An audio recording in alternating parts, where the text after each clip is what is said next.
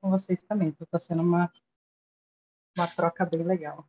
Sempre me assusto com esse aviso aqui da gravação. Mas bora lá. Hoje a gente vai falar, então, de priorização, né, que ficou faltando ali da semana passada. Vou trazer algumas técnicas, algumas ferramentas que eu considero que são mais fáceis e mais rápidas da gente aplicar.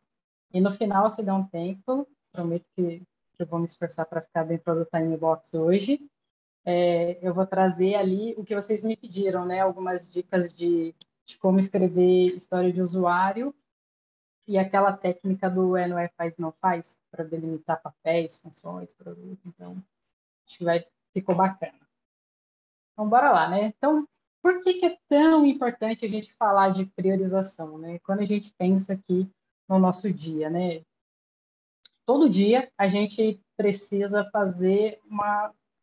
tomar decisões constantemente, né? E aí existe uma pesquisa que foi realizada, no qual se descobriu que a gente precisa priorizar mais ou menos aí em torno de 70 decisões por dia. Claro, né, que algumas decisões são menores e mais fáceis, se você não for libriana como eu, tipo, o que comer, que caminho, né, fazer para chegar no trabalho, que roupa usar, e algumas mais difíceis. Então, decidir entre duas ofertas de emprego, mudo ou não para uma nova cidade, né? Nessa pandemia, muita gente se mudou, vou ou não vou, como é que vai ficar, enfim. E aí, com tantas decisões que a gente precisa fazer todos os dias, se a gente aprender a priorizar e tornar efetivo, então a gente cria uma habilidade que é essencial e vai ajudar a gente tanto para o sucesso pessoal como profissional. Vocês já vão entender por que o pessoal. Eu vou trazer um exemplo aqui. Então, eu trouxe vários exemplos aqui, diversos, de matrizes de priorização. E o que são essas matrizes? Elas são ferramentas de gestão que a gente utiliza para priorizar, né, ali diante de algumas opções que a gente tem, usando um critério um pouco mais rigoroso do que simplesmente o feeling, né? Então, em geral, a gente aplica quando a gente tem a necessidade de fazer comparações e quando a gente tem dúvida de qual deve ser a prioridade naquele determinado momento, de acordo com os recursos que a gente tem, dificuldade, etc. Tá bom? Então, bora lá. A primeira que eu trouxe, para mim, é uma das mais simples e que é muito rápido de ser aplicada, muito fácil, que é a matriz Gucci, né? Que é uma ferramenta então, que auxilia a gente na priorização de resolução de problemas, principalmente, ou até de projetos, dependendo do que a gente tiver aqui analisando, tá bom? Então, como que a gente faz essa análise aqui? A gente vai classificar cada problema, cada feature, cada projeto, cada produto, enfim, dependendo aqui do contexto de cada uma, de acordo com a sua gravidade, a sua urgência e a tendência, né? Então, gravidade, urgência e tendência forma ali o GOT. E o que é a gravidade? É o impacto do problema que a gente precisa resolver. Então, a gente costuma fazer uma pergunta: quão grave é o problema ou quão importante é esse projeto? E aí a gente vai classificar aí de uma escala de 1 a 5. Aí a gente vai para o próximo, urgência. Quando a gente pensa em urgência, a gente está pensando muito em tempo, em prazo disponível que a gente tem para definir e resolver aquele problema. Então, a pergunta que a gente faz aqui recomendada é: isso pode esperar? Simples assim. Eu preciso resolver agora, é imediato ou não? E aí, a última categoria que a gente vai analisar é a tendência. Quando a gente fala de tendência, a gente está falando da probabilidade ou do potencial que esse problema tem de crescer com o passar do tempo. Então, aqui a pergunta indicada, recomendada para a gente fazer é: se eu não resolver esse problema agora, ou se eu não desenvolver, ou, enfim, finalizar essa atividade, o problema vai piorar aos poucos ou vai piorar muito rápido, né? Então, a gente faz a análise desses 3 tópicos. E aí a gente analisa e classifica numa escala ali de 1 a 5. Opa. Ai, gente, desculpa, meu computador está travando demais hoje. Então, bora lá. Então, você vai classificar a nota de 1 a 5, sendo que 1 o menor impacto, ou menor gravidade, ou algo que pode esperar, até o 5, que a criticidade é maior. Então, a gravidade, né? É sem gravidade, é muito grave, extremamente grave. Quando eu penso em urgência, né? O tempo que eu posso esperar ou não. Aquilo pode esperar, é pouco urgente. Urgente merece atenção no curto prazo, muito urgente ou não. Preciso fazer uma ação imediata. E a tendência? A tendência é que não vai piorar no longo prazo, ou vai piorar mais ou menos a médio prazo, a longo prazo, ou não, vai piorar rapidamente em escala exponencial, então a gente precisa priorizar. E aí, agora sim, né? Eu trouxe um exemplo pessoal, que eu não lembro se vocês vão lembrar, que é lá quando eu estava falando de cultura ágil, que eu sou a louca, que eu trago para a minha vida pessoal, né? Então, eu não trago só a cultura ágil, obviamente eu também trago as ferramentas que eu sei. E aqui eu vou contar a história rapidinho para vocês entenderem o contexto. Um pouquinho antes da pandemia, eu fiz um investimento junto com a Mari, com a minha esposa, e a gente abriu uma bomboniere. A gente abriu 4 meses antes da pandemia. Ou seja, quando estourou a pandemia, só tinha 4 meses de loja aberta, a gente teve que fechar. E, obviamente, tudo que a gente investiu, a gente não recuperou. É óbvio, né? Em 4 meses, uma bomboniere não vai recuperar. Então, a gente fechou as portas. Beleza, temos um problema, né? Por quê? Porque aí só existia o meu salário para pagar todos os investimentos ali, os compromissos que a gente tinha, tanto da loja quanto os meus compromissos pessoais aqui. E aí, obviamente, o meu salário não cobria todos esses valores. E aí a gente tinha um problema entre o desesperar e o resolver. E eu falei, bom, o que a gente precisa fazer aqui, né? Claro que depois do desespero, eu parei, sentei e falei, não, precisamos fazer alguma coisa. Então, falei para Mari, vem cá, eu vou te ensinar uma matriz bonita que a gente usa no trabalho que vai funcionar aqui, que é o GUT. E aí eu expliquei para ela o que era, né? Gravidade, urgência e tendência. Eu anotei as perguntinhas na parede, assim, e falei. Aí a gente peguei uma folha enorme, coloquei tudo que eu precisava pagar, tanto de ordem pessoal quanto da Bomboniere, e falei, vamos começar a classificar juntas. E aí a gente começou a classificar. Claro que aqui eu só trouxe 5 para ficar claro, né? Mas a lista era infinitamente maior do que essa. Abrindo parênteses assim, eu recomendo que ninguém chegue nessa situação, mas, né, tinha um problema, a gente tinha que resolver. Então, foi por isso que a gente utilizou essa matriz. E aí, bom, a gente começou a analisar. Aí, trazendo aqui o exemplo aqui para vocês. O aluguel da casa. Qual é a gravidade de eu não pagar? É altíssima, né? Porque se eu não pago aluguel, não tenho onde morar. Simples assim. Qual é a urgência? Eu tenho que pagar imediatamente, porque senão vão me despejar de novo, né? Preciso pagar. Qual a tendência disso ficar ruim no futuro? Muito grande. Então, assim, foi a nota mais alta que a gente teve. Aí vamos para o aluguel da loja. Qual é a gravidade? Poxa, é grave, né? Eu estou devendo. Fato. Mas qual que é a urgência?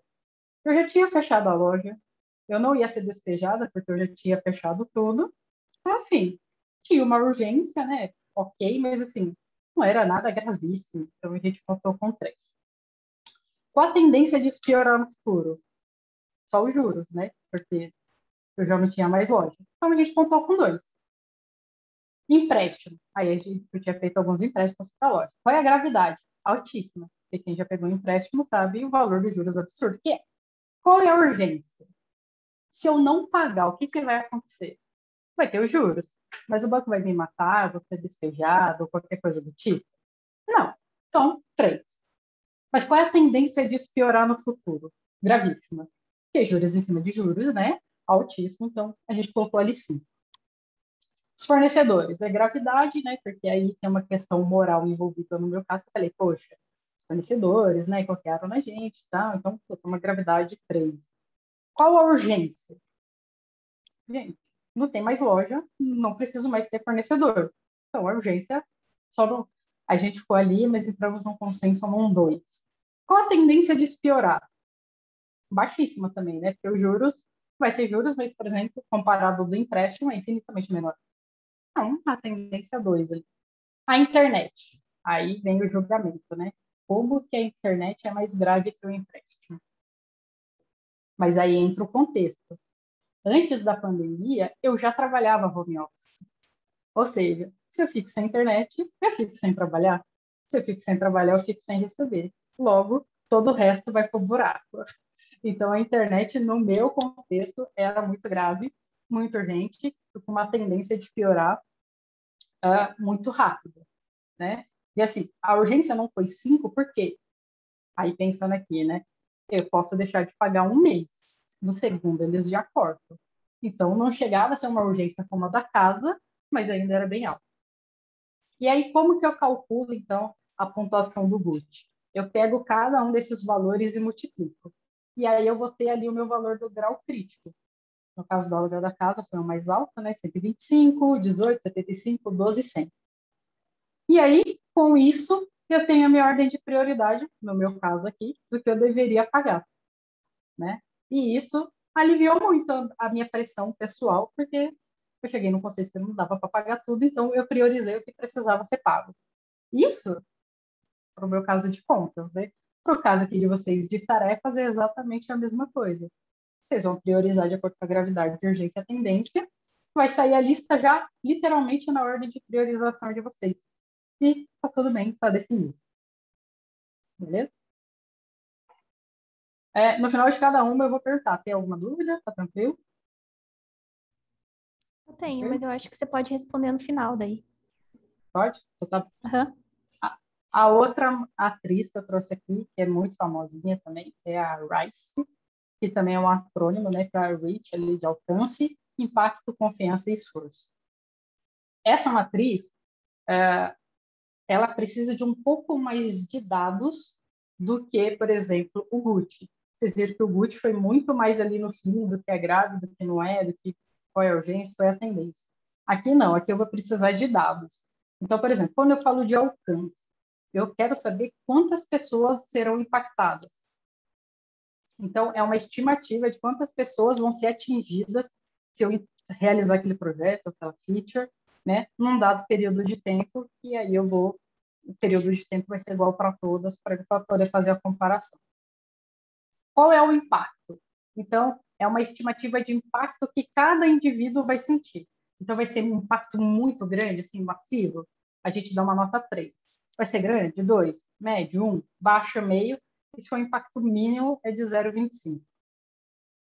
A confiança. O quão confiante a gente está sobre os resultados, sobre os nossos dados, sobre a veracidade das minhas estimativas. Se eu tenho plena confiança, é 100%. Se eu tenho uma confiança média 80%, baixa 50%, e mínima é 20% ou menos. Tá? E quando a gente fala de esforço, né? A gente vai avaliar tempo, esforço, complexidade. A gente utiliza pessoa por mês.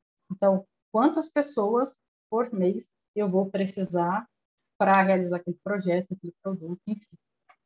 Tá bom? E aí, como que eu calculo essa matriz, né? Para calcular a pontuação aqui do RISE. Então, eu vou pegar o valor do alcance, vou multiplicar pelo impacto, vou multiplicar pela confiança, pego o resultado disso tudo e divido pelo esforço. E aí eu vou ter um valor ali, uma pontuação, faço isso para todas. A que tiver maior pontuação, eu vou priorizar, assim como eu fiz com o GUT. Tá? Então, aqui eu trouxe um exemplo, um projeto XPTO, que tem um alcance de 500 pessoas, um impacto massivo, né? Então, a nota 3 ali, para cada indivíduo, né, dessas 500. Uma confiança média ali de 80% dos meus dados. Um esforço de 2 pessoas por mês para realizar tudo isso, a minha pontuação aqui desse exemplo seria de 600. Aí eu ia fazer a mesma coisa para as demais e classificar. Tudo bem? Boa. Mais uma ferramenta aqui, que é o básico. O básico, essa matriz, ele leva em conta 6 categorias. Os benefícios para a organização daquele projeto, daquele produto, daquela feature, a abrangência da solução, né? Quando eu falo de abrangência aqui, eu estou falando se vai envolver a empresa inteira, se só uma área, aqui é porcentagem, né? A satisfação dos funcionários, o investimento necessário, o impacto sobre os clientes e a capacidade de operacionalização. Então, o que eu vou fazer? Para cada uma dessas categorias, eu vou pontuar de 1 a 5, sendo que 1 é o pior cenário e o 5 é o melhor cenário. Tá?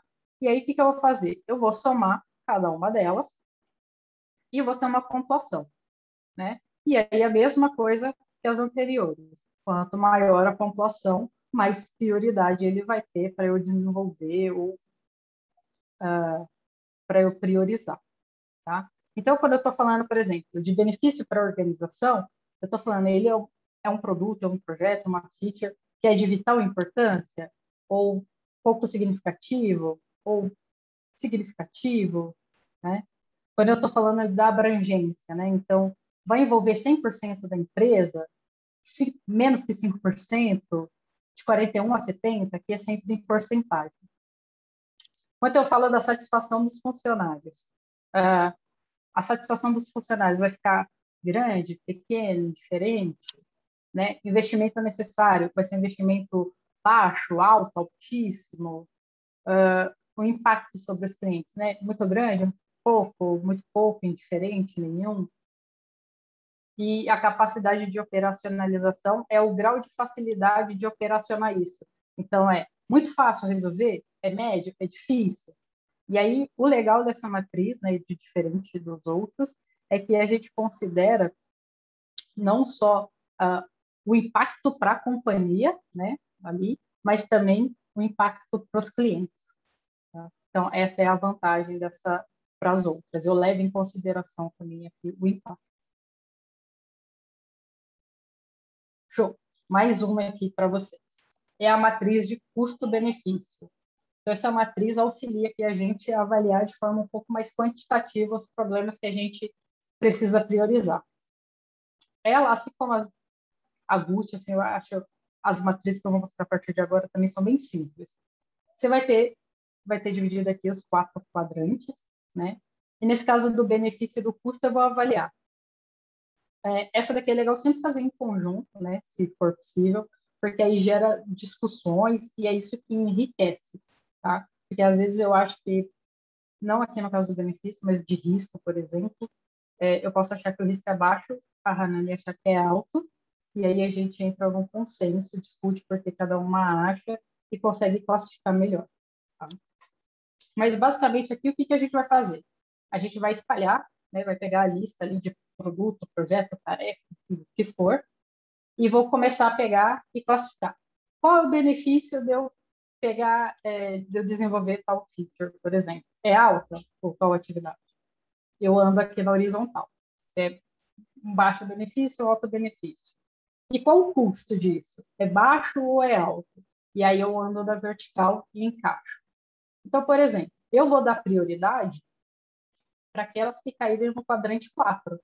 Por quê? Porque é aqui, que é o vermelhinho aqui, que é onde eu tenho mais alto benefício e um custo baixo, né? Então, eu vou sempre priorizar o que cai aqui nesse quadrante, que de forma resumida, né, vai trazer melhor resultado com menor custo. Aí eu tenho as minhas opções intermediárias, que, de novo, vai depender do contexto de cada um. Então, por exemplo, aqui no laranja, o quadrante 2, eu tenho um alto benefício, mas eu também tenho um alto custo, né? E aí eu vou avaliar se esse custo eu consigo absorver ou não. Se eu conseguir, excelente, eu faço esse, já que o meu benefício é alto também. Mas, se eu não tenho, sei lá, como absorver esse custo, então o que eu vou fazer? Eu vou para a opção 3 aqui, que eu tenho um baixo benefício, mas eu também, em compensação, tenho um baixo custo. Então, eu trago um pouquinho de valor ali, ok, mas também tem um custo baixo. O que eu vou despriorizar sempre? A não ser que tenha muito dinheiro sobrando e muito tempo, enfim, já fiz todo o resto, eu não tenho mais o que fazer, que nunca acontece, mas vamos supor aqui, aí eu iria para o quadrante 1, que é aquele que eu tenho um alto custo e praticamente nenhum benefício, né? Então, tudo que cair aqui no quadrinho cinza, a minha tendência é de despriorizar e descartar, tá bom? Outra matriz muito semelhante a essa é de esforço e impacto, né? A diferença aqui é que eu estou avaliando o esforço que eu tenho para desenvolver determinada atividade ou determinada feature, né? E aí o impacto está muito ligado ali com o benefício, né? Então aqui meio que eu troco o custo pelo esforço mesmo. E aí, de novo, o que eu vou priorizar? Aquilo que está no vermelho. Por quê? Porque é algo que eu tenho um alto impacto e baixo esforço associado.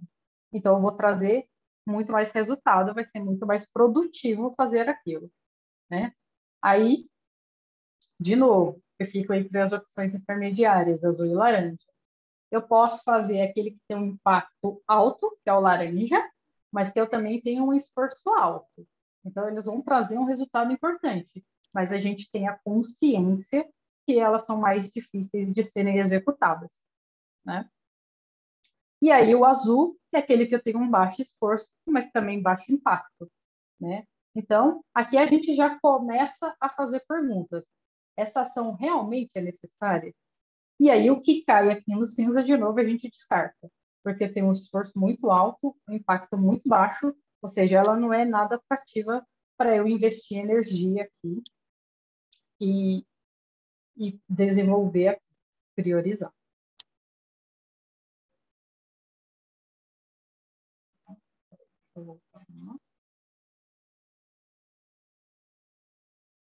E aí aqui eu tenho a matriz de Eisenhower, que o nome é muito mais difícil do que a matriz em si.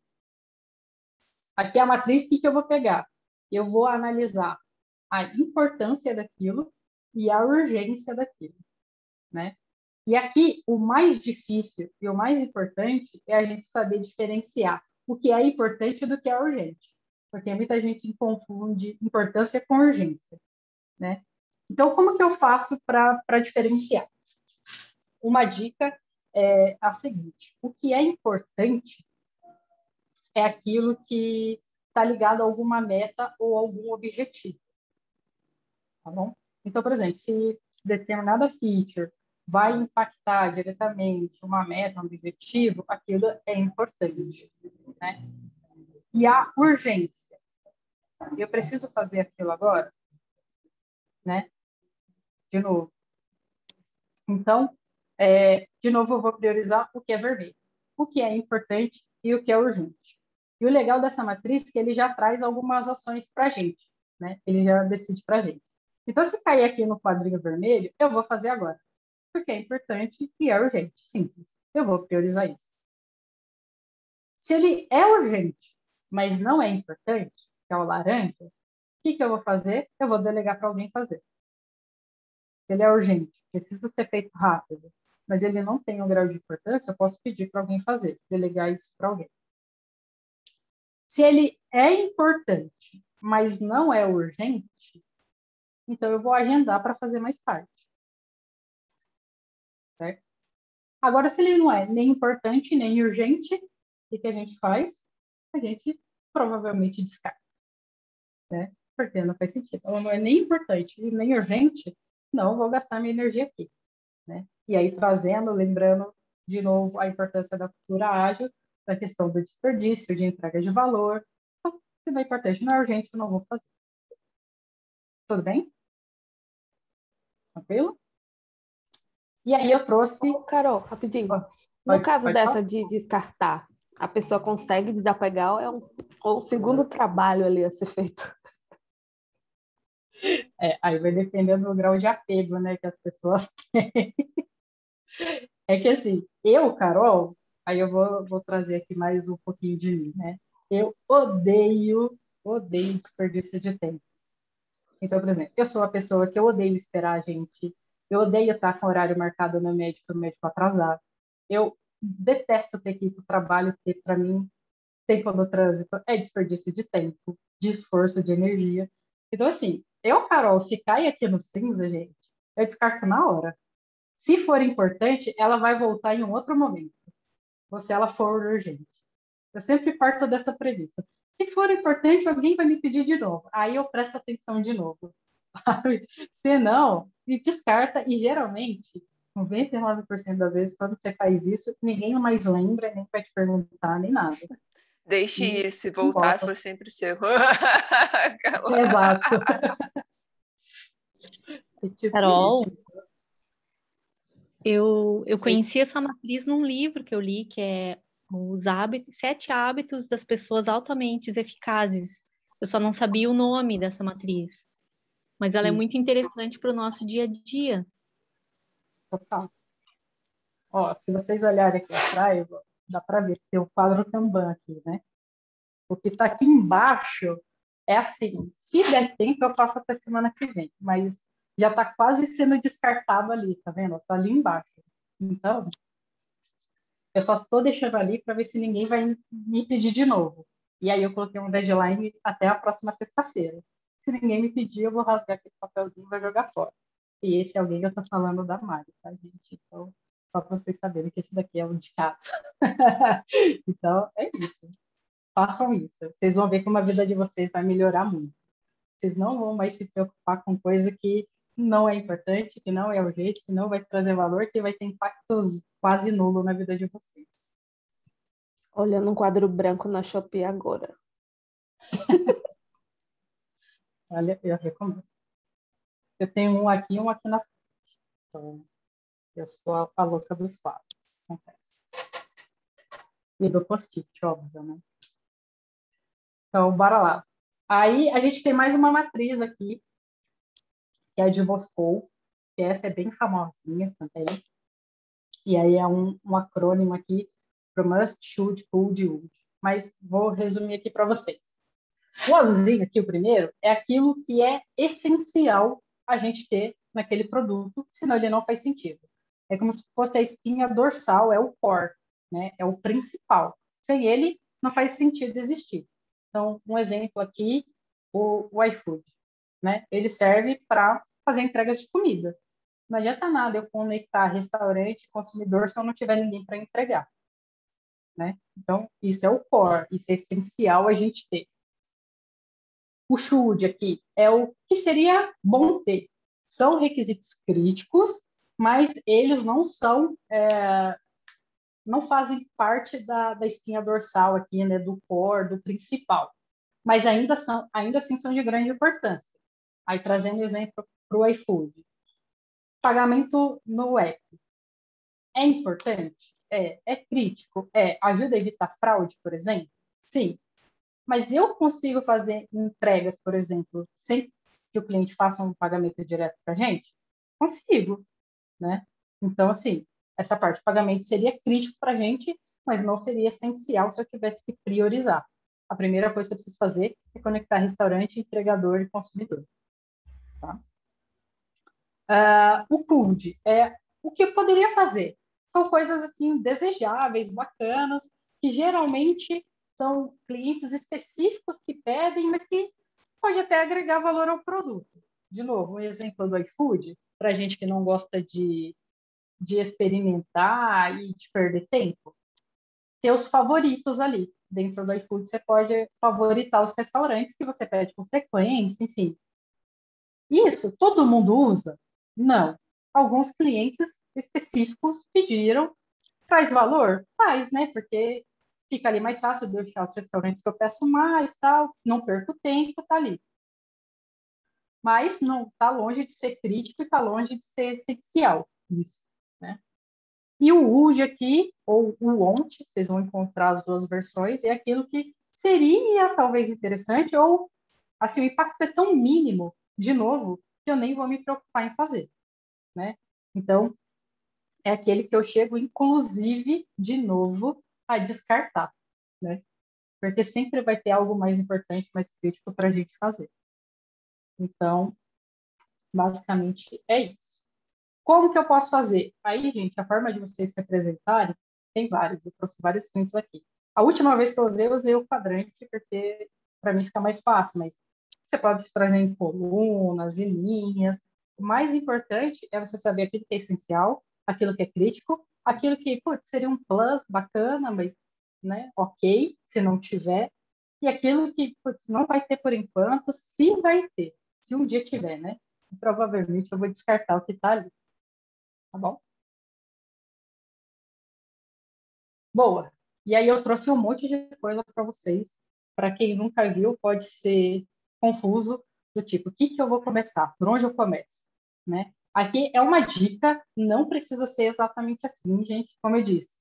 E trouxe de exemplo. O Gucci, por exemplo, resolveu o meu problema ali rapidamente sobre a priorização. Ele sozinho foi suficiente. Mas aí você está começando do zero, quer fazer, né, analisar todas as vertentes. Então, uma dica para começar. Primeiro, começa aqui pela matriz de Eisenhower e avalia o que é importante e o que é urgente, né? E aí eu vou pegar e vou retirar aqui o que é importante e o que é urgente. Aí, em segundo, eu faço análise. Tá bom, daquilo que é importante e que é urgente. Qual é o meu esforço e o meu impacto, né? E o custo-benefício também. Mas se quiser, por exemplo, usar esforço e impacto, também já ajuda a priorizar, beleza. Aí eu vou pegar aqueles que têm baixo esforço e alto impacto. Isso supondo que tem muitas coisas que precisam ser priorizadas. Aí eu pego aquele tantinho e trago e uso, por exemplo, a matriz do Gucci, ou Rice, ou básico, né? E aí eu saio com a priorização final. Isso é só uma dica, não precisa seguir exatamente assim, gente, não tem fórmula mágica. De novo, pode usar separado, pode usar junto, pode pegar dois e misturar, enfim, aí vai depender da necessidade de cada um e do contexto também. Ufa, bora lá. Temos hoje tempos para perguntas.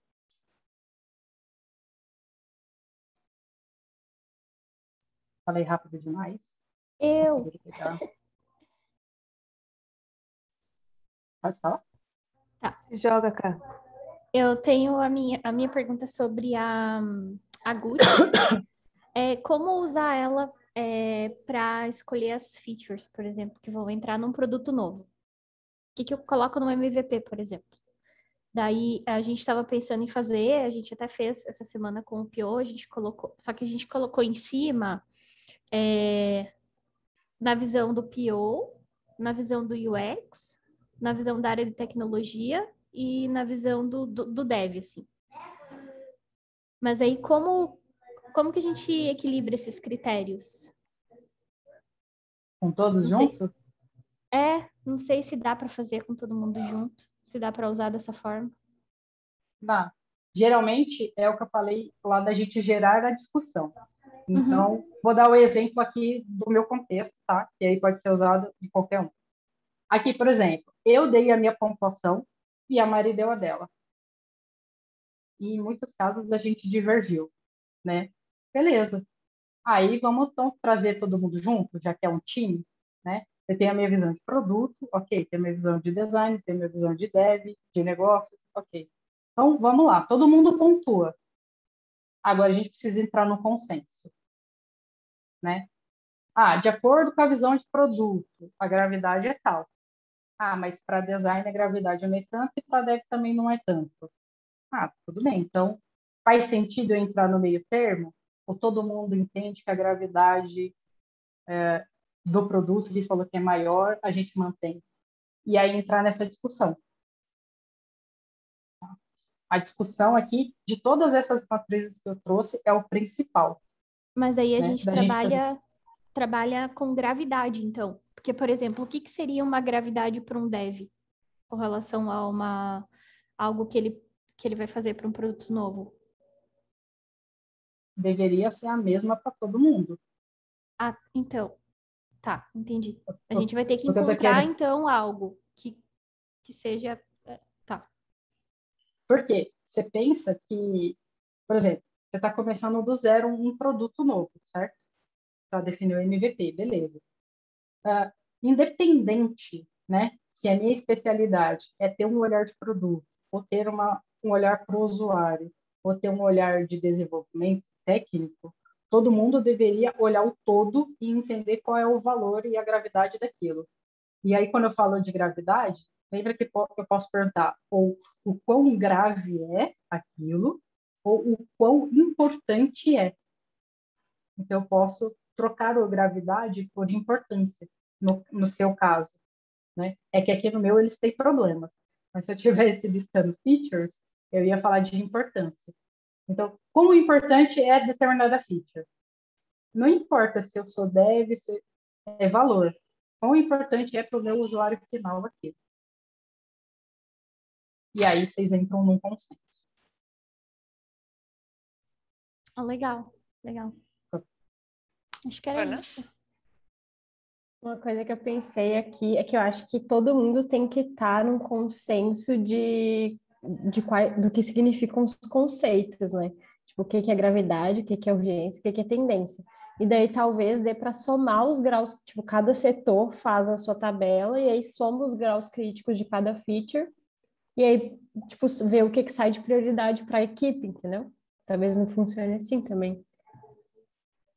Somar os graus críticos de todas as tabelas e ver o que cada feature fica de ponto. E aí lançar a prioridade a partir da soma. Sim, ou você pode pegar essa de esforço e impacto, que aí é onde geralmente os devs vão falar bastante, que é a questão de esforço do lado deles, né, de complexidade, esforço, e aí você pega aqueles que têm o menor esforço e menor impacto, né, quer dizer, menor esforço e maior impacto, e aí você retira isso e aí prioriza com o Gucci, por exemplo. Ou com Legal. básico, Usa ela ou com primeiro e Rice. daí depois joga na Gucci. Uhum. Não, bacana. Até que Eu aqui acho na dica, o Gucci é o último. Tá. Até uma coisa eu ia te perguntar, por exemplo, quando a gente estava falando em site, sei lá, chega à conclusão que tem que ter um botão ali naquela página.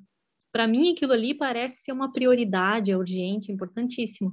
Aí a gente vai repassar para o dev, ele diz que aquilo ali leva 15 dias. Então, por isso que eu acho que tem que ter o Gucci mesmo como final, porque nem sempre o que para mim vai parecer uma prioridade ou uma urgência é fácil de ser executado, né? Então, às vezes, tu vai ter que passar uma outra coisa na frente, que vai ter um prazo menor, mesmo parecendo que aquela que eu destaquei seria a essencial, né? Quando a gente pensa, assim, numa startup, né? Que envolve várias áreas e setores. Como eu não conhecia as outras, eu achei muito interessante, até para organizar cotidiano de trabalho, né? Por exemplo, quem é autônomo, a gente tem várias tarefas para fazer e algumas são rápidas. Então, se eu colocar todas as rápidas antes e deixar a que demora mais por último, quando vê eu estouro o meu prazo, né? Então, intuitivamente, eu já usava esse critério. O que demanda mais esforço, eu vou tentar fazer antes, né? Já no caso de uma empresa que tem desenvolvedor, nem sempre é dessa forma. É bem interessante. Exato. E por isso, então, que eu sempre dou essa dica de envolver todo o time, inclusive os desenvolvedores, em todo o processo de priorização. Por quê? Porque o alinhamento já vem lá do começo. E aí, quando chegar no final, eles não vão mais ficar discutindo se aquilo é difícil ou não. Eles já ajudaram a priorizar lá no começo. Tanto quando eu falo ali do Quincy Howard ou do esforço e impacto, né, custo-benefício. Então, eles vão enxergando e aí, no final, não chega só uma demanda para eles fazerem. Eles participaram, fizeram parte daquilo, e aí fica até mais fácil para eles aceitarem, por exemplo, né, que esse aqui devs são às vezes complicados. Então, quando eles entendem toda a jornada, todo o impacto daquilo, fica mais fácil deles aceitarem, e aí, geralmente, eles colaboram muito mais. Isso eu já percebi. Quando só chega uma demanda do tipo, que você falou, né? Faz um botão, leva 15 dias. Ah, não, mas ó, vamos participar do esforço, impacto, não sei o quê, olha a importância do botão. Ah, tá bom, leva em 15 dias, mas vou me esforçar para fazer em 10. Geralmente é assim que funciona, quando eles participam do todo. Tá? Tem uma dica aqui, tem gente que ao invés de usar a gravidade, usa relevância, que aí muda de Gucci para Ruth. Tá? Então, vocês podem trocar também, por exemplo, Que é o valor, ao invés né? de usar gravidade. Isso. Qual é a relevância daquilo? Uhum. E aí tira esse de gravidade e aí a gente entra com valor. Para MVP, usei muito acho que é o Moscou, né? Que é tipo must, é tipo muito, tipo, achei bem simples assim, porque era um momento em que a gente não envolvia tantos devs, então era definido tipo PM Design, PM Designer acabava fazendo. essa parte da priorização de qual funcionalidade entra agora, qual entra depois, e aí essa é muito boa para você fazer o fatiamento, né? Então se tem que ter esse MVP, tipo, né? Se deveria ter, aí tipo, a gente pode ir incrementando ao longo do tempo, né? Claro que isso também vai caindo em questão de e a viabilidade técnica disso. Mas muitas vezes o MVP, como vai ser, é para ser o core, né? O mais mínimo daquilo, acaba não sendo, às vezes, tipo. Acaba não sendo tipo uma coisa muito complexa que entra no deve ter, né? Ó, a gente, no último ciclo, a gente teve que fazer um MVP, né? Começar do zero, um produto financeiro aqui dentro. Eu usei o Moscou também, porque todo mundo tinha várias ideias maravilhosas. Quando a gente foi ver, a maioria delas era um should, né? Que puta, deveria ter, bacana, ou até um poderia ter, mas o essencial, o que a plataforma financeira deveria fazer, que é receber todos os pagamentos e pagar, o pessoal não estava considerando, porque aí todo mundo quer o mais, né, absurdo. Aí quando eu trouxe, eu falei, mas qual é o essencial? Aí a gente, não, o essencial é fazer o pagamento, óbvio. Então, é o must-have. Tudo que tiver em must-have, a princípio, deveria ser o seu MVP. Porque é o core, é para isso que ele existe. Mas então, fazer ele só, então, o X, no meu caso, vai ser o PO e o PM. E daí, depois, num segundo momento, envolve pessoal de dev, tecnologia. Faz todo mundo junto. Faz todo mundo junto no Moscou? Sim. É que daí não fica muito, tipo, no campo da especulação, por exemplo, né? O dev. O dev não participou da descoberta. Então, tipo, ele vai chegar ali e ele vai falar, eu acho que isso é importante. E aí vocês vão discutir para esse momento, assim, normalmente. Tipo, ele vai falar que ele acha que isso é importante. Aí você vai perguntar por quê, ele vai dar as ações dele. Aí você vai falar, não, olha só, eu acho que esse aqui é importante por conta disso, disso, disso. E aí vocês vão trocar ali, normalmente, né? Uhum. E aí tu vai justamente pegar a tua pesquisa, tipo, que embasou o teu pensamento e mostrar, ó, pelas nossas pesquisas, é assim por causa disso, sabe? E aí tu vai implementando essa cultura de pesquisa na empresa, nos devs e tal. Tá. Tipo, a gente levar tem isso que como fugir sugestão, muito então. dessa discussão, mas essa discussão é muito rica. Tipo, Uhum. traz muito valor para o projeto ter essas discussões entre os diferentes interesses, sabe? Por isso que é bom que sempre a gente, aqui na empresa, a gente sempre leva um dev quando possível para participar das pesquisas e até mesmo das compilações, para quando for fazer essas matrizes ele poder acertar um pouco mais, assim, né? E entender o valor do que a gente já descobriu. É maravilhoso fazer isso. Sempre que você leva um dev, um PM junto nas pesquisas, é sempre muito rico. Assim, você ganha um aliado. Tipo, não tem outra. Sim. E é importante porque eles trazem uma outra visão que a gente não tem. Então, assim, aí já trazendo um ponto de observação, né? Se os devs, eles não estão cientes do que rolou na pesquisa, então aí já tem um gap, sabe? Em algum momento a gente precisa fazer esse alinhamento prévio, porque senão o time de dev, ele não vai fazer parte do time de produto, né? Quando eu falo de time de produto, lembra lá do Scrum? É o PO, o design, enfim, todas as pessoas, o Scrum Master e os desenvolvedores. Senão, eles vão se sentir apartados como se fosse quase uma fábrica, sabe? Tua demanda, e eles não sabem por que eles estão fazendo, né? E aí a gente não cria a empatia que a gente precisa para eles se desenvolverem melhor, coisas do tipo. Então, no meu caso aqui, por exemplo, eu levei todos os devs. Eu fiz 4 entrevistas, eu tinha 4 devs, cada um foi em uma pesquisa e eu botei eles para fazerem as anotações, para eu garantir que eles estavam prestando atenção. Bem legal. Então, eu conduzi, eles prestaram atenção e no final eles traziam as observações e aí era uma forma de garantir que eles estavam ali prestando atenção, por exemplo. E aí, quando a gente foi fazer... E aí, quando a gente vai para o Moscou, todo mundo já sabe o que está acontecendo. Isso se já agora, não forem alterando as coisas, porque já aconteceu era isso, tipo, o cara chegava na entrevista, não, esse absurdo, o cara não tá conseguindo entrar nessa página aqui, aí quando tu vê, a pessoa já tá lá alterando assim, não, calma, a gente ainda não compilou tudo, sabe?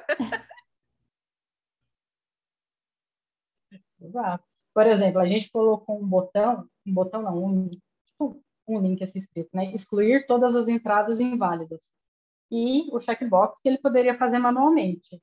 Eu tinha certeza que todo mundo ia olhar lá, enfim, o front, o design também, e os devs tinham certeza absoluta. Eles ficaram revoltados que ninguém olhou para aquilo. Eu falei, tá vendo como é importante fazer o teste, né? Nem sempre o que é óbvio para a gente é para o usuário. A gente tirou, obviamente, né, aquele botão que foi desnecessário. Então, é muito importante envolver todo mundo. Para, de novo, todo mundo está olhando para o mesmo lugar e aí está todo mundo alinhado, fica muito mais fluido.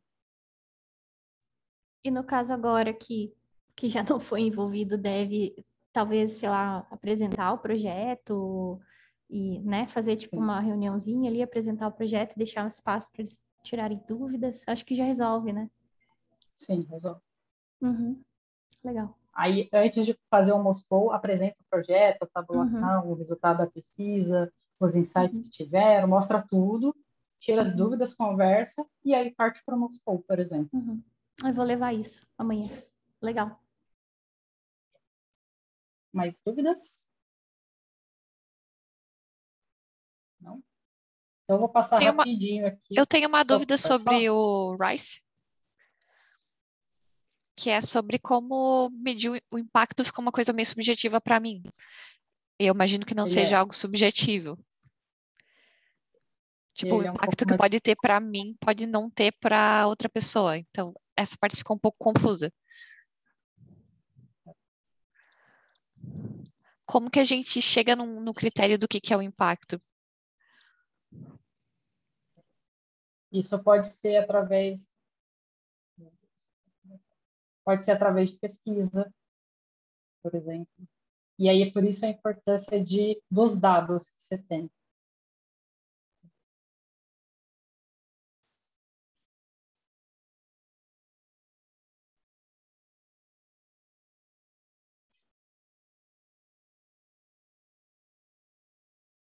Aqui. A confiança dos dados, tá vendo? Lembra que eu falei que a gente Uhum. precisa de dados aqui. Então, provavelmente, você vai entender o impacto daquilo nas pesquisas que você fizer. Então, por exemplo, por que a gente tem a confiança aqui, né? Pode ver, quando a gente tem alta confiança, é 100%. Quando a confiança é média, ela já baixa para 80%. Então, mesmo que ela equilibra essa questão do impacto que você vai fazer a análise, né? Então, por exemplo, se você tem alta confiança, então significa que você foi super assertivo, por exemplo, na pesquisa para entender o impacto daquela estimativa que você está fazendo do alcance das pessoas que você impactadas pelo projeto, tá? Agora, por exemplo, se você está indo na base do feeling, né? Se você não fez pesquisa, por exemplo, você está no seu feeling o impacto é grande. Então, significa que você não tem confiança nos seus dados, você está indo no feeling, né? Não, Por exemplo. chutômetro, né? Não dá. Não dá. Então, é a mínima confiança, é 20% ou menos. Isso vai fazer com que a sua pontuação caia muito, porque aí você vai multiplicar por 0,2 ou menos, 0,1. Então, você precisa dos dados para se embasar e definir o impacto. Por isso que Entendi. eu falei que a RISE ela é um pouco diferenciada das outras, porque aqui eu preciso de dados. Então, eu preciso saber quantas pessoas vão ser impactadas, aí o impacto, né, se é massivo ou não, e qual é o grau de confiança dos meus dados. Geralmente, a gente faz por pesquisa. Beleza. Ok? Mais alguma dúvida? Carol, a regra de Pareto ajuda aqui nesse caso do impacto, não? Sim. É que a regra do Pareto eu gosto, mas eu acho ela difícil da gente estimar. Tá? Tá bom, a regra do Pareto é bacana, né? 20% do esforço para 80% ali de resultado de impacto. Mas como que a gente vai fazer isso? Como que a gente vai colocar palpável isso? Sabe? Então, eu acho que essas matrizes ajudam mais. Ah, entendi. Fica mais visual. Uhum. mas quando você vê 20%, né? 25% vai estar aqui, por exemplo, no vermelhinho, resolve 80% do Ah, é verdade. Legal. restante.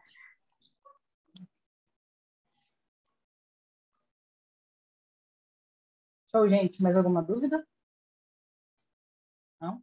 Então, vamos para a dica bônus aqui de escrita de usuário. Eu vou passar rapidinho, então, se alguém tiver dúvida. Trouxe aqui o conceito rapidinho de épico, história de usuário e teste, que é uma coisa que gera muita confusão. De forma resumida, épico é uma história muito grande, ou que tem muita incerteza associada, eu ainda não sei muito bem para onde ela vai, ou que ela é tão grande que eu consigo fatiar ela em histórias menores. Isso se torna um épico, né? A história de usuário, então, é um pedacinho ali, talvez de um épico, mas ela não necessariamente precisa estar atrelada a um épico, mas é uma história que traz uma descrição concisa sobre o ponto de vista do usuário, tá? Então, ela tem essa necessidade de descrever de forma simples e leve, de uma forma que qualquer pessoa entenda, seja dev, seja alguém de negócio, seja um stakeholder, o cliente, ele sabe o que vai ser entregue ali. E as tarefas nada mais são do que os itens que eu preciso para entregar aquela história. Tá? Então, só para diferenciar aqui, então, lembrando ali do conceito do Scrum, né, a gente tinha o Product Backlog, que dentro dele, o que eu tenho? Épicos, histórias e tarefas. Tá? Aqui só, eu não sei se todo mundo tem conhecimento aqui das ferramentas, o Gira é um dos mais utilizados, eu só trouxe porque costuma gerar um pouquinho de confusão as nomenclaturas. No Gira, o equivalente às nossas tarefas, os itens que os devs vão trabalhar ali, na verdade, são as subtarefas, tá? Então, o Gira quebra história de usuário de uma tarefa qualquer que a gente precisa dar visibilidade, tá? Então, só para entender a diferença, para vocês não se confundirem caso usem o Gira. E aí vocês podem ver que cada ferramenta dá um nome diferente aqui. Tá? Depois, qualquer coisa, eu deixo esse material com vocês. Mas aqui dica, como escrever, então, histórias de usuário de uma forma melhor. Aqui a gente usa o conceito do INVEST, né? Que é, de novo, é um acrônimo aí para independente, negociável, valiosa, estimável, pequena e testável. Ou seja, quando eu vou escrever uma história de usuário, eu tenho que me preocupar primeiro que ela seja independente, ou seja, que ela não dependa de outra história. Porque se ela depender de outra história, como eu vou priorizar? Se ela vai depender de uma outra para eu finalizá-la, né? Então fica difícil. Então a gente tenta sempre que possível escrever histórias que sejam independentes uma da outra. Aí lembrando ali dos valores e do princípio, né? Ela tem que ser escrita de uma forma que seja negociável para que eu possa responder às mudanças no meio do caminho, caso seja necessário por qualquer motivo. Valiosa, ela tem que trazer valor para o meu usuário, então não pode ser algo aleatório, só para falar, fiz uma história, entreguei. Não, ela tem que trazer valor. Eu devo conseguir estimar, e aqui eu não estou falando ter uma bola de cristal para cravar que eu vou fazer determinada história em 2 dias e 3 minutos. Não. Mas é estimar que cabe, por exemplo, dentro de uma sprint, ou que tem um tamanho P, M, G, 8 ou 13, depende de como cada um vai fazer a sua estimativa. Ela deve ser pequena para caber numa sprint, para quem estiver usando Scrum, né? Porque lembra que no final de uma sprint eu tenho que ter um incremento, né? Um entregável ali de valor. Então, ela tem que caber numa sprint. E ela tem que ser testável. Então, no final, eu consigo testar para garantir que aquela história foi desenvolvida da forma correta, como a gente queria. E aí eu trouxe para vocês um template que eu uso, que é muito utilizado também. É quase um pitch, tá? Para quando a gente vai escrever um épico. Então, quando eu vou escrever um épico, eu uso esse template aqui. Eu falo para quem eu estou desenvolvendo, né? Que tem uma necessidade, uma oportunidade ali.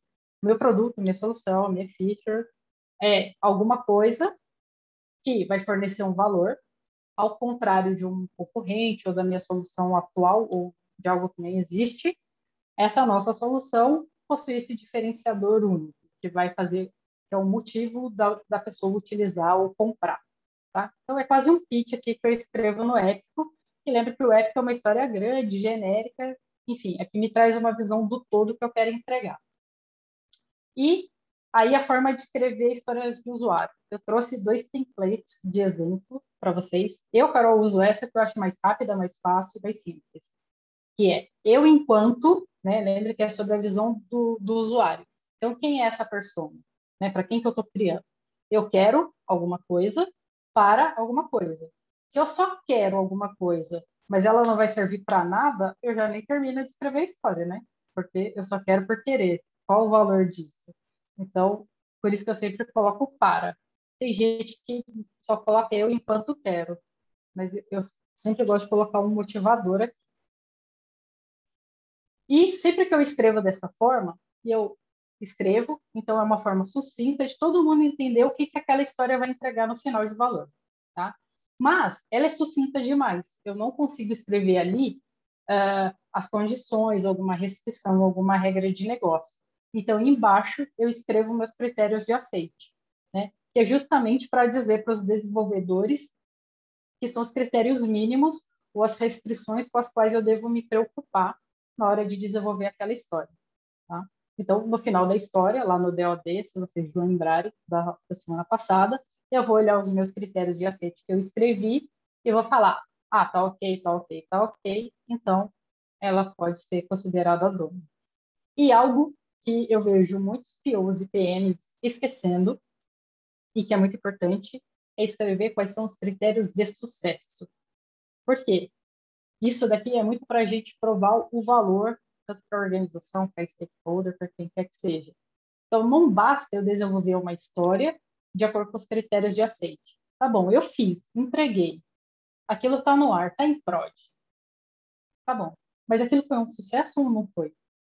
Né? Ela trouxe benefício para o usuário e para a organização ou não? Eu só estou entregando um monte de coisa para entregar porque eu sou uma fábrica de feature, né? Então, o critério de sucesso também é algo muito importante.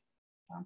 E, obviamente, o sucesso vai depender do contexto, né? Do produto ali, da feature. Outra forma de escrever também é usando as 7 dimensões de produto, tá? Que olha, vocês vão ver que é muito semelhante ao que eu acabei de mostrar. Então, a primeira coisa que a gente tem que responder: quem é o ator que interage com o produto, né? Quem é o usuário ali?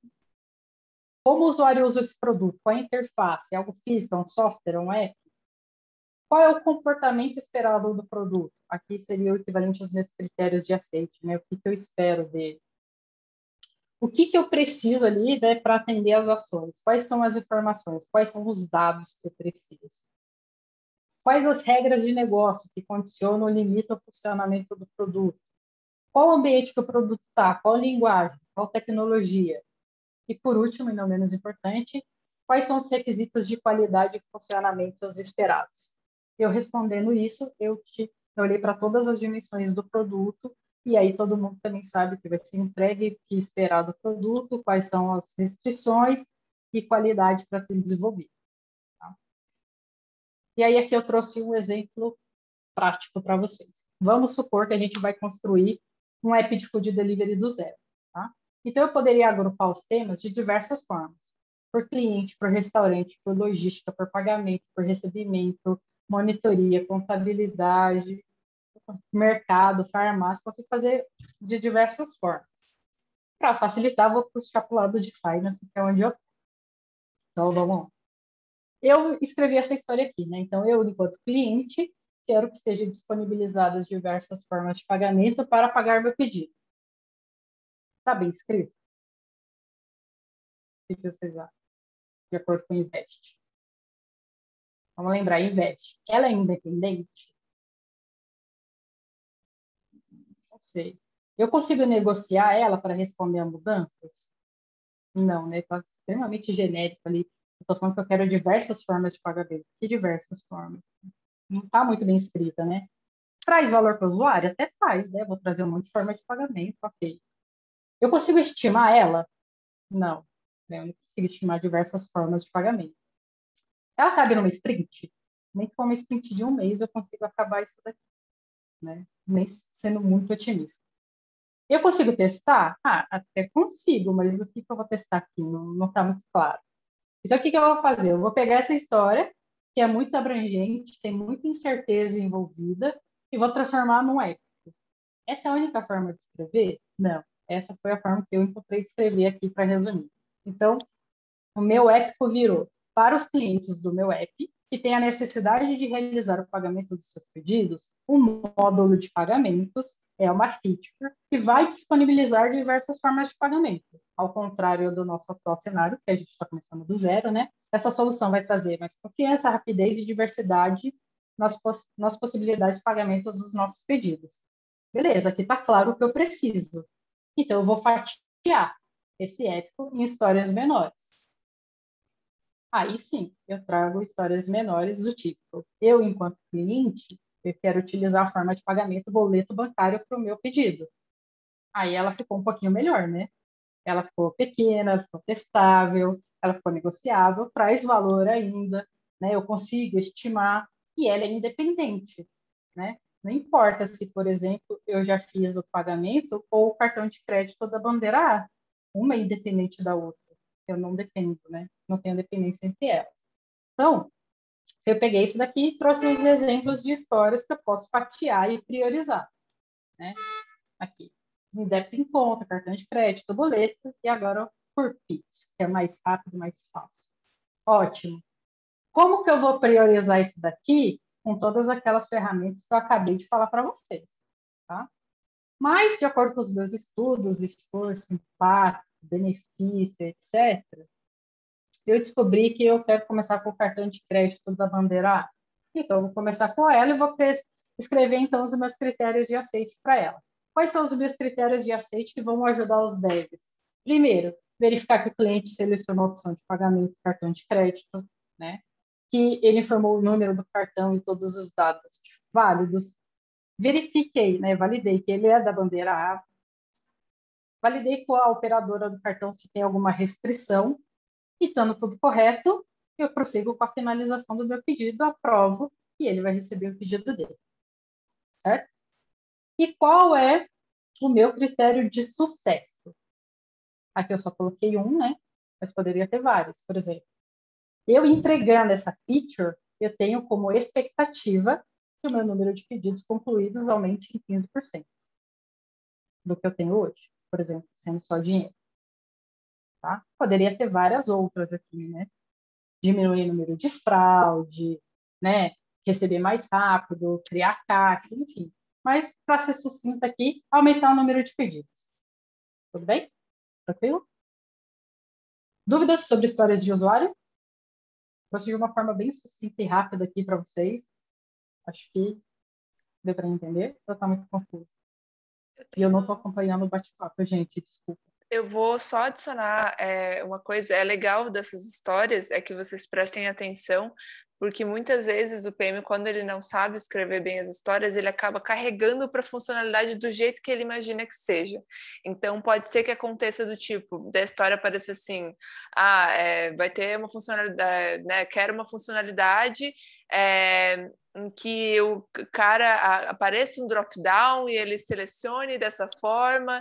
Então, lembra que a história de usuário ela não tem que te carregar para o jeito como vai aparecer no design, e sim o que tem que estar lá, tipo, né, que informações tem que estar lá, e o que deve, né, o que deve ser considerado o aceite e quais são as formas de testar aquilo. Então, acho que isso é interessante de falar, porque muitas vezes quando a pessoa vai fazendo e não tem, tipo, não tem esse treinamento ou não tem essa experiência, eles acabam tentando carregar o design para o que eles imaginam que é, mas na verdade o papel do PM não para ali, assim, né, de eu quero que isso seja realizado, como aí, tipo, vamos discutir e ver mais para frente, assim. Uma outra coisa disso é também a de descontinuidade, né? Que a gente coloca o critério de sucesso, mas a gente nunca fala quando ele vai sair. Tipo, claro, se você for pensar que se não atingiu o sucesso, ele teria que sair.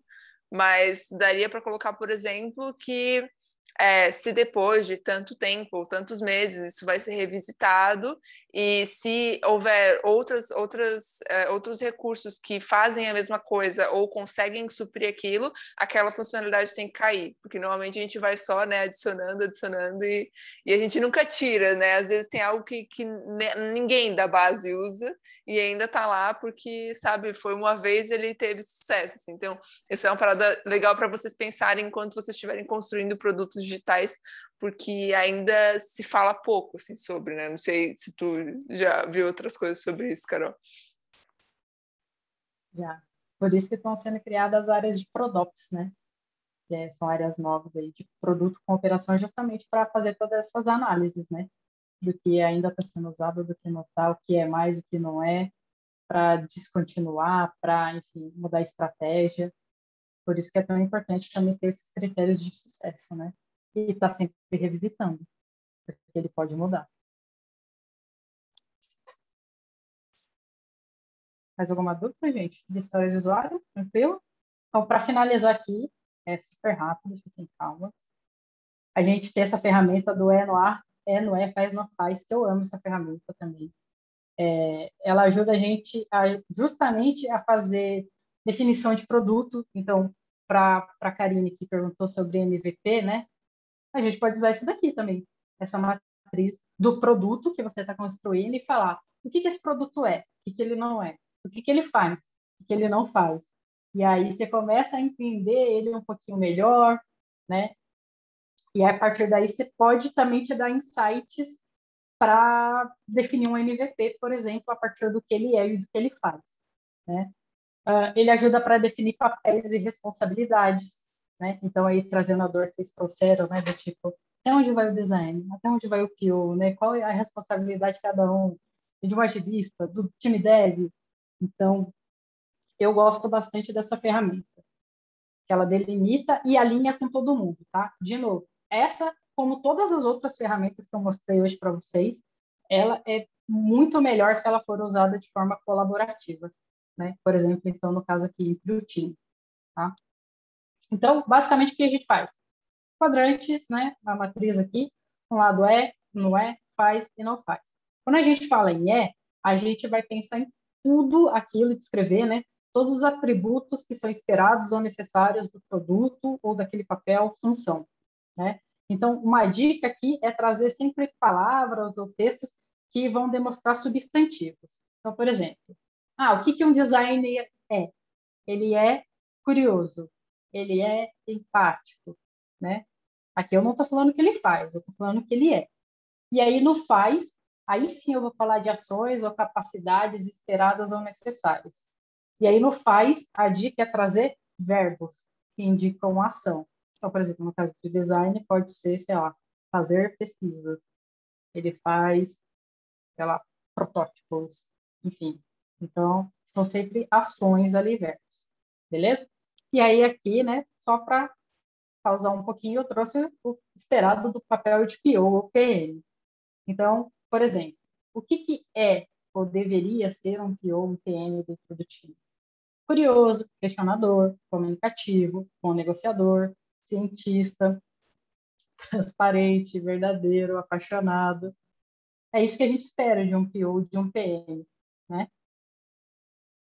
Geralmente. E aí vocês vão falar, então o não é só pegar tudo que está aqui e jogar o antônimo para cá, acabou, né? Eu tenho um não é. Pode parecer redundante, mas não é.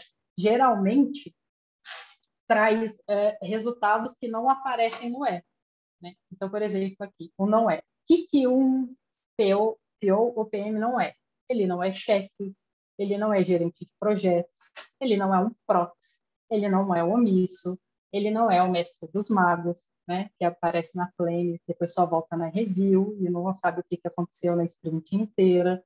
Ele não é irresponsável com investimento, né? Em um produto, uma feature. Então, ele não é nada disso. E o que ele faz? O que a gente espera que ele faça? Experimentos, levantamento de hipóteses, metrificação de resultados, alinhamento de stakeholders com o time, buscar descobrir qual é o problema que, de fato, a gente precisa resolver, estudar o mercado, fatiar itens de backlog, por exemplo, né? Isso é o que a gente espera de um PO ou de um PM. E o que que ele não faz? Né? Ele não faz status report, gestão do time, pressão sobre o time, ele não faz uma documentação extensa que ninguém vai ler, essa é a verdade, ele não faz microgerenciamento, ele não faz priorização sem métricas, ele não omite problemas, aí voltando, né, ele é transparente, então ele não vai omitir problemas, né? Então, o legal disso tudo é o quê? Fazer isso com o time. E aí você vai ter a visão do próprio PO e do resto do time do que a gente espera dele, né? E aí a gente monta. A partir do momento que montou, acabou a dinâmica, isso vira praticamente um acordo de time, né? E aí você pode até cobrar o seu PO, o seu PM e falar assim, amigo, você sumiu, você não está dando suporte para o time, você só está aparecendo na plane e não está vendo e depois na review, e no meio do caminho, quando eu tenho dúvida, o que que eu faço? Eu choro? Não, né? Você tem que estar aqui, tem que fazer parte do time, do dia a dia. Ou então, cara, você não é meu chefe, né? Você é dono do backlog, não o meu. Então, e aí você começa a definir esses limites e até uma cobrança saudável aqui. Vocês querem fazer o PM aqui? Eu quero estar longe nesse dia. Não, mas é para Brincadeira. você falar. Não, brincadeira, eu falo, eu adoro falar. E eu adoro causar nisso, porque sempre traz muita coisa interessante. Então, assim, por exemplo, na PagSeguro, quando a gente estava, por mais que lá a cultura ágil seja muito bem definida, no time que eu estava, por exemplo, não estava claro para eles o papel de agilista. Entrou um QA no time, não tinha QA antes. Então, o que a gente espera de um QA? Então, a gente botou todo mundo na sala e eu fiz essa dinâmica. Tanto é, a gente fez isso para todos os papéis dentro do time, né? Para QA, para agilista, para os devs. E o do QA, que era um papel novo, né? Dentro ali, tanto do time como da estrutura da PagSeguro na época, o nosso QA levou esse não é faz, não faz, e ele virou, claro que eles trabalharam em cima, discutiram também, mas isso virou um auxílio, por exemplo, para o RH contratar os QAs. Porque aqui tem definido o que eu espero de um PO, por exemplo. Se eu tenho um PO que já na seleção eu vejo que ele não é transparente, não é verdadeiro, não é apaixonado, eu vou contratar. Ou que ele não tem uma experiência de fatiar backlog, ele acha que isso não é o papel dele, e os times esperam que ele faça isso, então, vamos para o próximo, né? Então, essa ferramenta ela é muito útil para elemento de time, para contratação, para quando alguém chega novo na empresa. É isso que a gente espera de um design, por exemplo. Putz, a pessoa vai ficar muito mais fácil para ela absorver o que esperam dela também e o que ela deve ou não fazer. Até porque, igual eu já falei, né? Aqui o contexto de cada time muda dentro de uma empresa, imagina de empresa para empresa. Então, essa ferramenta também é muito legal para ajudar vocês. E é isso, gente. Quase não tive a Framebox. Alguma dúvida? Aproveitem, hein? Vocês vão botar a mão na massa aí. Agora tem bastante ferramenta, hein, gente? Agora... Tem outras também, tá? Se vocês forem procurar. Eu trouxe as mais fáceis e mais rápidas de usar. Mas se vocês procurarem, tem uma que eu gosto que chama Buy a Feature, né? Que você dá notas ali para as pessoas comprarem as features e aí você consegue entender o que é importante para elas. Tem o Kano Model, que é um pouquinho mais chatinho de mexer, mas enfim. Tem vários outros métodos. Eu só trouxe um apanhado aqui do que eu gosto mais. Eu tenho uma pergunta. Eu tenho Pode. pesquisado bastante sobre workshops, facilitação de workshops e tal, e tem várias métodos assim que são de votação de equipe, tipo Zen Voting e tal. A galera, daí é uma priorização da equipe votando e priorizando as tarefas.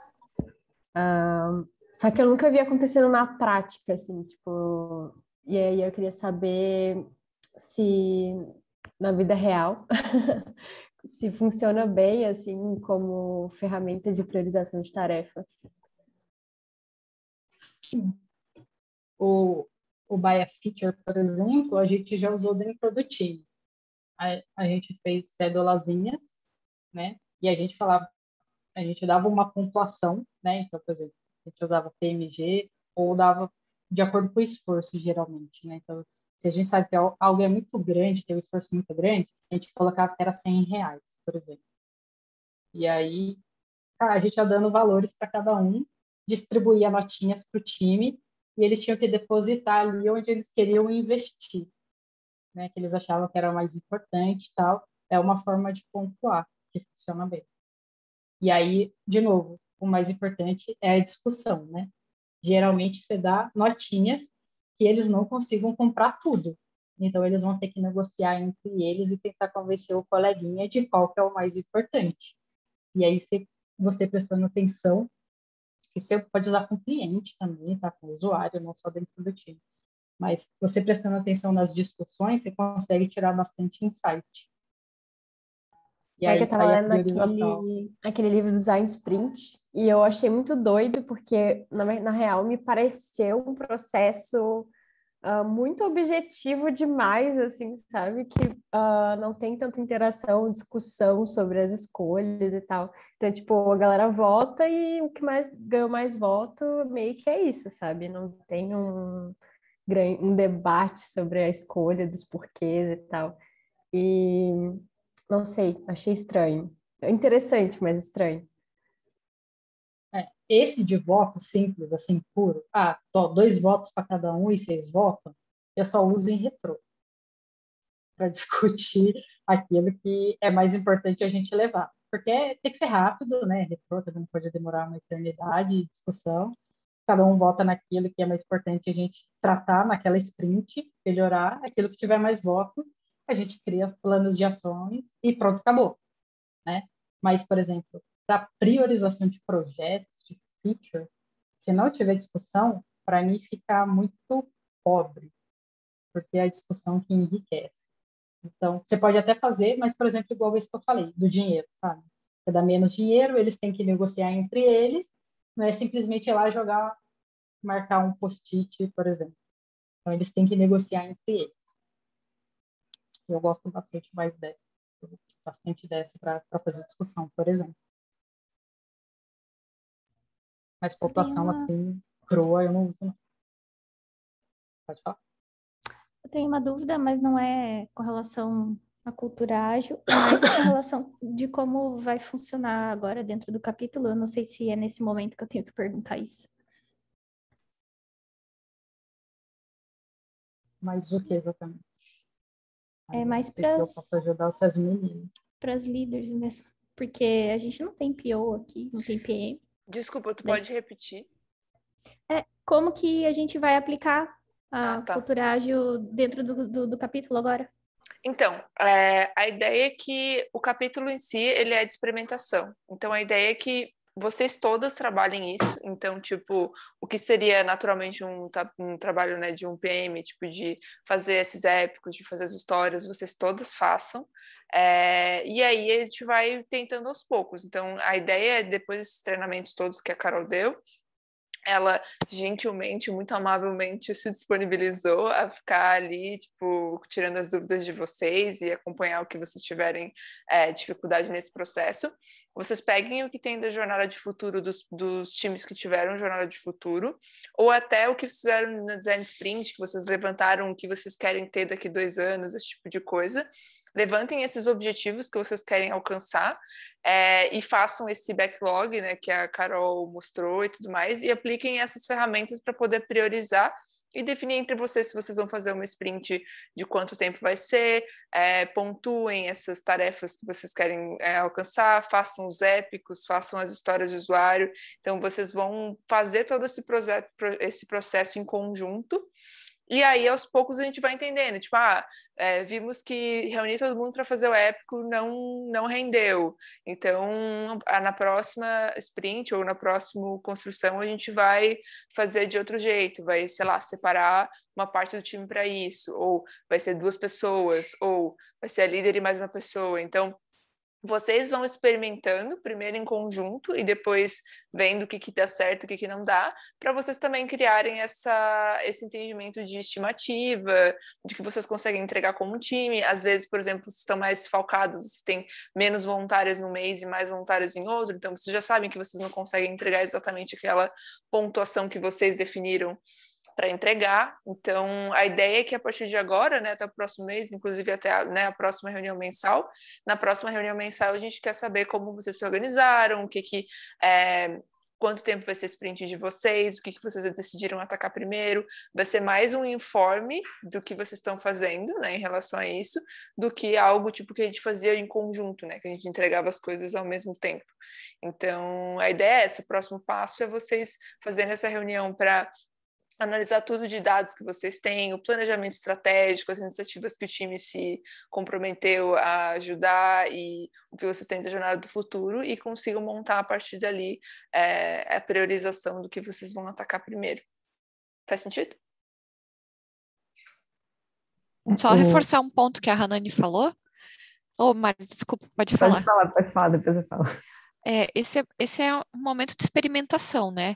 Então, vão ter momentos que vocês vão fazer de um jeito, talvez não vai ficar tão bom. Daí vocês vão fazer de outro jeito, vai melhorar um pouco mais, até que vocês vão chegar num ponto que está coerente com o que vocês viram no planejamento estratégico, com o que tem na jornada do futuro. Então, não se preocupem que, por mais que o caminho esteja um pouco anuviado agora, o sol vai vir e tudo vai brilhar. E é um momento muito que os times vão começar a ter mais autonomia, né? Tipo, né, a Hernani tinha falado, a gente não vai ter mais, tipo, todo mundo na reunião do mês tem que, tipo, apresentar tal resultado. Eles começam a cada um seguir o seu caminho, guiadas pelo planejamento estratégico, mas cada time seguindo o seu caminho, decidindo em conjunto a trajetória que vai fazer, mas com o apoio das líderes do capítulo. Então, vocês não estão abandonadas, soltas, assim, tipo... A gente está sempre aqui atrás para ir junto com vocês, assim como o planejamento estratégico, sabe? É legal também reforçar que não esperem as líderes de vocês tomarem essa iniciativa. Elas estão ali para facilitar o caminho, não para dizer o que vocês têm que fazer ou não. Então, vocês todas tiveram o mesmo treinamento. Então, vocês já sabem, por exemplo, a Carol já mostrou formas de começar, deu sugestões, inclusive, das ferramentas para poder priorizar. Então, façam essa reunião para levantar tudo que vocês já têm, que vocês já sabem que gostariam de fazer. Então, parceria já queria fazer Media Kits, já estavam pensando, já estavam até prototipando coisa lá no Design Sprint. Então, levantem todos esses objetivos que vocês têm e usem as ferramentas para começar de algum lugar. E aí, ao longo do tempo, não tô travada, tipo, pergunta pra gente, mas aproveitem que a Carol tá aqui para poder ajudar vocês nesse início. E não vejam isso como, puxa, mas eu queria vir aqui para aprender o X, eu tô aprendendo tarefa de PM. Cara, a gente tem que saber de tudo dentro da parte de produto para poder ser um jogador de time melhor, sabe? Que nem eu falei, né? Muitas vezes o PM faz esse tipo de história do usuário. Eu nunca saberia se está errado se eu não soubesse, tipo, como é feito, tipo, né? Como é que é o padrão. Então, estejam abertas para aprender esse tipo de coisa. Vocês vão montar, e lembrando que vocês vão montar essas sprints para depois também rodar. Então, se vocês estão vendo ali, puxa, a gente tem pouco épico, a gente não está conseguindo saber muito bem o que atacar, então quem sabe a gente vai fazer uma sprint de pesquisa, e a pesquisa vai ser o épico, entendeu? Então, essa é a ideia, assim, que vocês usem como um laboratório. E aí, as novas voluntárias que vão entrando nos times, normalmente a gente sempre pergunta para as líderes, né, tipo, se está precisando de mais voluntária, de menos e tal, tentem incluir ela nesse processo. Então, se vocês têm um onboarding dos times, enquanto vocês forem fazendo essas definições, já vão colocando lá quais foram essas definições, para que seja mais simples dessas novas voluntárias poderem iniciar nesse trajeto. Ou muitas vezes, se a pessoa, tipo, vocês estão vendo que roda e a pessoa costuma estar muito perdida no início, dá uma tarefa da sprint para ela, sabe? Tipo, uma tarefa que pode ser uma dessas que tem bastante valor e não é importante, igual a Carol tinha falado, não, era importante. Como é que era? Não, era importante, mas não tinha urgência, era isso, né? Isso. Aí, tipo, já sabem que dá para separar assim também. É bem importante isso que a Hanani falou, porque a gente trabalha em equipe aqui. Então, como em qualquer time de qualquer esporte, a gente tem um capitão, que é uma referência de várias coisas, mas não é só o capitão que joga sozinho. Todo mundo pega junto. Então, não esqueçam que vocês são super times e joguem juntas. E se comuniquem. Eu queria fazer uma pergunta também, daí já relacionada ao time de site, porque a gente já tem objetivos que foram passados para a gente, né? Que o site ele tem que suprir, e a gente vai fazer UI agora, porque a gente finalizou a sprint e fizemos alguns testes. Não sei se a Ali também quer comentar. Daí agora, como é que a gente continua? Fiquei um pouquinho em dúvida relacionado a isso. Você já tem o MVP? Tipo, porque no kickoff a gente deu objetivos primários, mas se ele era para fazer parte do MVP ou não, a gente não definiu. Vocês definiram isso, então? A gente fez a sprint e a gente atacou em vagas, que foi o que a gente considerou que tinha mais importância naquele momento. Começou a sprint, né? Então, a gente fez um protótipo dele e fizemos o teste também. Daí, agora a gente faz algumas melhorias e tenta arrumar os problemas que a gente teve, ou a gente vai para um novo objetivo. Então, são coisas separadas, tá? O design sprint não é a sprint do Scrum. O design sprint era uma tarefa que a gente tinha, né, que era uma das questões para vocês verem as dinâmicas que existem de UX. O site, ele teve um kickoff que está gravado, que tem todos os objetivos. Dentro desses objetivos, vagas era um deles. Então, o MVP pode ser vagas, mas pode não ser também. Pode ser, as vagas podem ser um pedaço desse MVP. Então, vocês vão definir de acordo com o que tinha de objetivo lá do cliente, né, do stakeholder.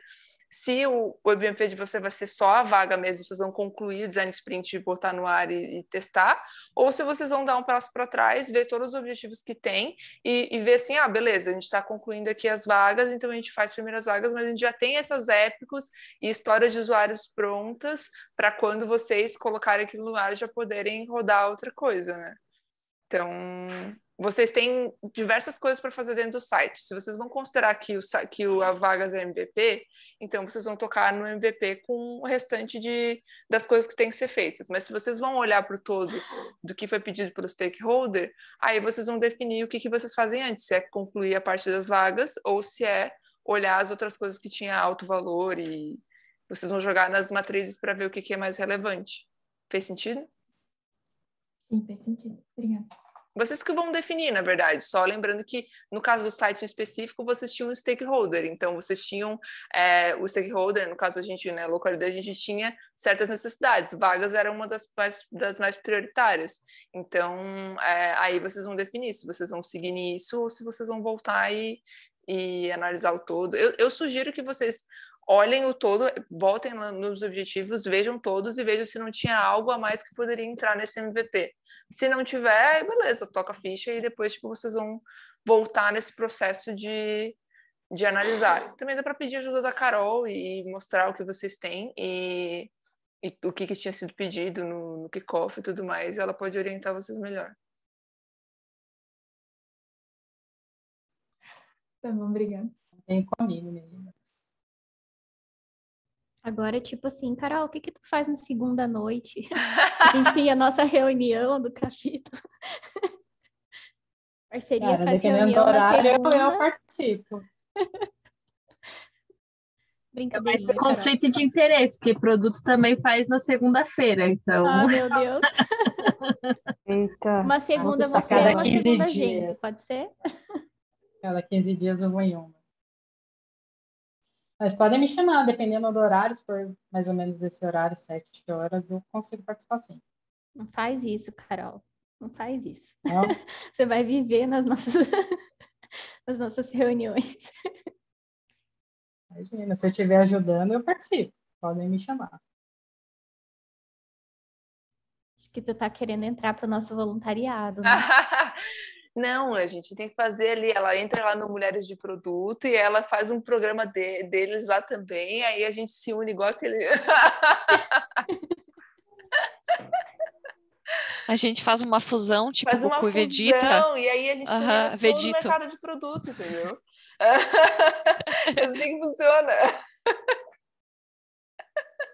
Fechou, gurias? Tem mais dúvidas? Depois vocês vão ter, né? Mas tudo bem. Então tá, uma boa noite para vocês. Carol, muito obrigada de novo por essa trilogia sensacional. E é isso, então. A Carol tá no grupo lá de voluntárias, caso vocês precisem, né? Mandem mensagem para ela. E é isso, os próximos passos agora é vocês se reunirem e tocarem isso. As outras voluntárias que não viram ou que não tiveram aqui do time de vocês, falem para elas assistirem, para ficar mais claro. E é isso, chamem a gente do que vocês precisarem, nos vemos oficialmente no próxima reunião mensal, mês que vem. Tá ok? Então tá. Obrigada, pessoal. Até mais. Tchau, tchau.